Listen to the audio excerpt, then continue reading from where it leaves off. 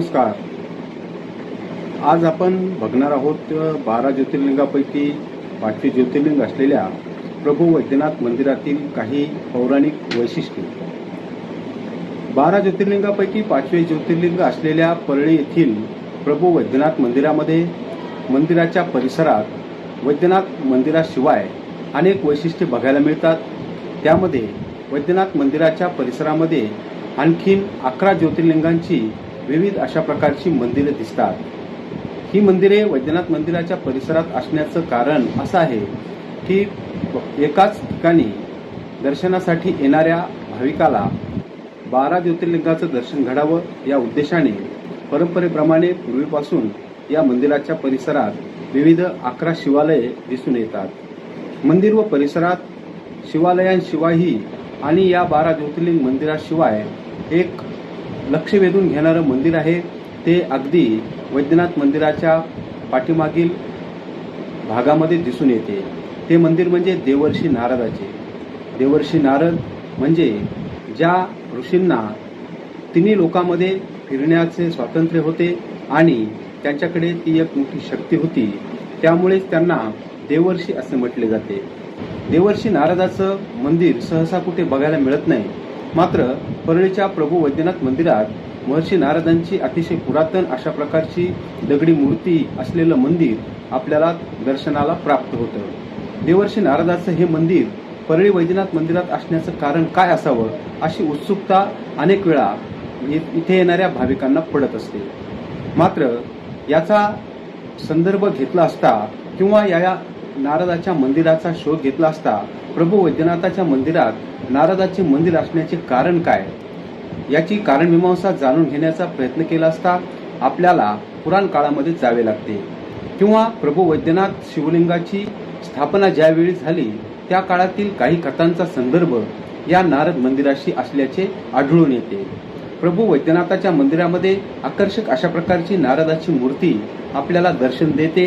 देवर्षी नारद आणि परळी वैजनाथ याचा काय संबंध आहे याविषयी कारणमीमांसा जाणून घेतली असता पुराणामध्ये एक कथा आलेली आहे. प्रभू वैद्यनाथाचं ज्योतिर्लिंग स्वयंभू अशा प्रकारचं हे लिंग समजल्या जातं.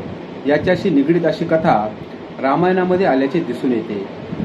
लंकाधिपती रावण जो दशानन म्हणूनही ओळखला जात होता, त्याने आपले 9 शिरे भगवान शंकराला प्रसन्न करून घेण्यासाठी छेदून टाकली आणि ज्यावेळी भगवान शंकर प्रसन्न होत नाहीत असे लक्षात आले त्यावेळी 10वे शिर सुद्धा रावण कापून टाकणार इतक्यात भगवान शंकर त्याला प्रसन्न झाले आणि भगवान शंकरांनी सांगितले की तुला काय वर मागायचा आहे तो माग. त्यावेळी दशानन रावणाने सांगितले की देवा तू माझ्यासोबत चल आणि शिवलिंग स्वरूप अशा प्रकारचे भगवान शंकर रावणाबरोबर जाण्यासाठी तयार झाले. परंतु तुझ्यासोबत मी येईल यासाठी एक आट भगवान शंकरांनी रावणाला घातली. तू पाठीमागे वळून न बघता तुला मला जिथपर्यंत घेऊन जायचं तिथपर्यंत घेऊन जा आणि मला खाली ठेवायचे नाही अशा प्रकारची आट घातली. परंतु लंकेकडे रावण जात असताना मध्येच त्याला लघुशंका लागली आणि लघुशंकेच्या निमित्ताने त्याने ते हातामधील शिवलिंग एका मेंढपाळाजवळ दिले आणि त्या मेंढपाळाला त्या शिवलिंगाचं वजन सहन न झाल्याने त्याने ते शिवलिंग खाली ठेवले आणि त्याच ठिकाणी ते शिवलिंग स्थापित झाले. हे शिवलिंग म्हणजेच स्वयंभू ज्योतिर्लिंग प्रभू वैद्यनाथाचे शिवलिंग आहे अशी मान्यता मानल्या जाते. परंतु या ठिकाणी हे शिवलिंग जमिनीमध्ये रुतून बसल्यानंतर रावणाने ते शिवलिंग जमिनीतून काढण्याचा अतोनात प्रयत्न केला. परंतु भगवान शंकरांनी सांगितल्याप्रमाणे ज्या ठिकाणी जमिनीवर तू मला ठेवशील त्याच ठिकाणी मी स्थापित होईल अशा प्रकारची वास्तविकता जी होती ती खरी ठरली आणि ते शिवलिंग शक्तिशाली असलेल्या दशानन रावणाला सुद्धा त्या जमिनीतून काढता आले नाही आणि रावण कंटाळून लंकेला निघून गेला.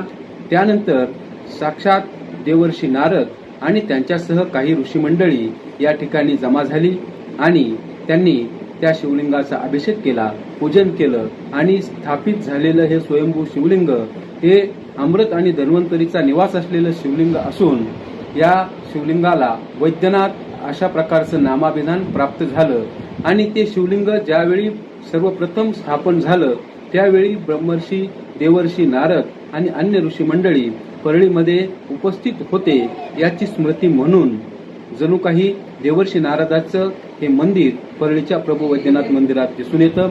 अशा प्रकारची एक पुराण कथा आपल्याला आढळून येते. ही माहिती आणि हा व्हिडिओ आपल्याला कसा वाटला ते नक्की कॉमेंट करून कळवा. आपल्या MB न्यूजला नक्की सबस्क्राईब, लाईक, शेअर, कॉमेंट करायला विसरू नका. धन्यवाद. नमामि वैद्यनाथम.